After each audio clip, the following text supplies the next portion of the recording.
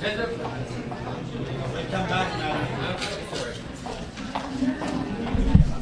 you. Thank you.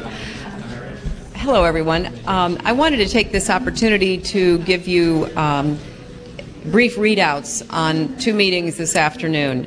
The first was a meeting I participated in called by Secretary General Ban Ki-moon about the policies and approaches toward Burma.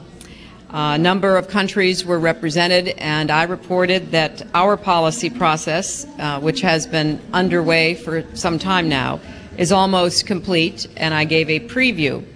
I had announced this review back in February, and the major messages are as follows. First, the basic objectives are not changed. We want credible democratic reform, a government that responds to the needs of the Burmese people, immediate unconditional release of political prisoners, including Aung San Suu Kyi, serious dialogue with the opposition and minority ethnic groups. We believe that sanctions remain important as part of our policy, but by themselves they have not produced the results that had been hoped for on behalf of the people of Burma. Engagement versus sanctions is a false choice, in our opinion. So going forward, we will be employing both of those tools, pursuing our same goals. And to help achieve democratic reform, we will be engaging directly with Burmese authorities. This is a policy that has broad consensus across our government, and there will be more to report as we go forward. Secondly, most of you were here when Foreign Minister Miliband read out the statement that has been negotiated among the United States, United Kingdom, France, Germany, China, Russia, and of course the European Union as represented by the High Representative Javier Solana.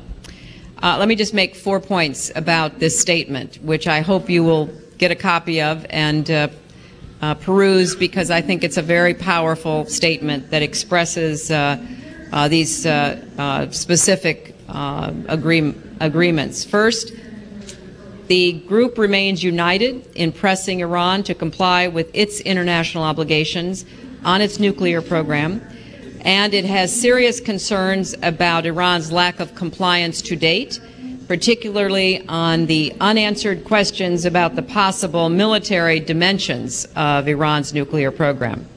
Secondly, the countries remain united in support of a dual track of engagement and pressure as a means of persuading Iran to comply with its obligations.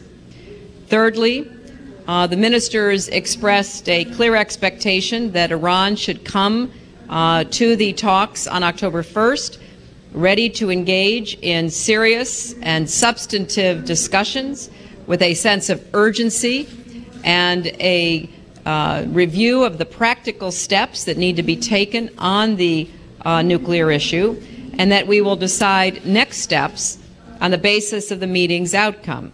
And finally, we are committed to this dual-track policy. No one should underestimate our intention to follow through on either or both of these tracks. It depends on Iran's response. And some of you have heard me say this numerous times. This process is now firmly up to Iran.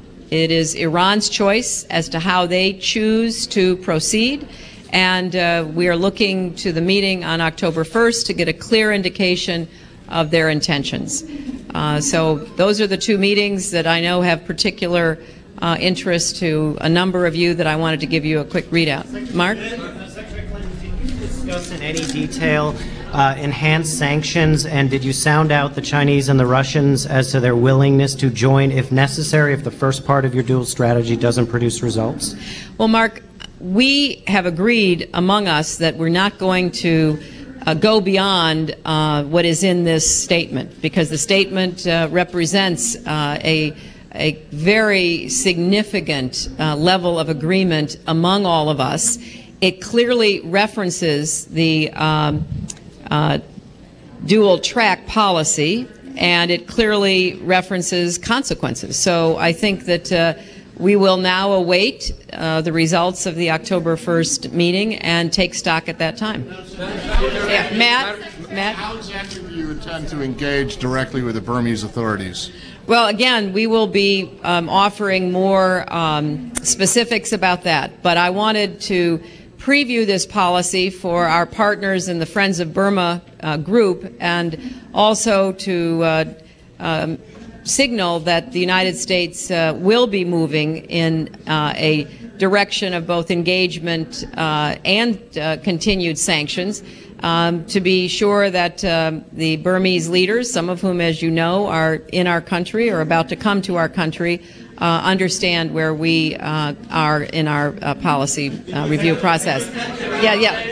What specifically do you need to see from Iran at these talks for them to avoid consequences? When you say you want a clear indication of their intentions, what do you need to see? Well, I will speak for myself and for our administration. As we have said consistently, we want to see a serious effort by Iran to discuss the nuclear issue, which we are putting on the table, as we have made clear in this statement. And we are also looking for Iran to recognize that they are at a turning point. They have a choice to make. We have consistently said that Iran is entitled to peaceful nuclear power. They are not entitled to a nuclear weapons program. They do have rights, which we are willing to respect and recognize, but they also have responsibilities. And as we set forth in this agreement, the serious concerns of the international community have been set out in 5 separate Security Council resolutions. So it is time for Iran to engage with the international community. This process is set up to do that, and for them to accept the opinion of the international community as referenced in this statement, that they need to make clear their nuclear program, invite the IAEA in to see everything, and work toward peaceful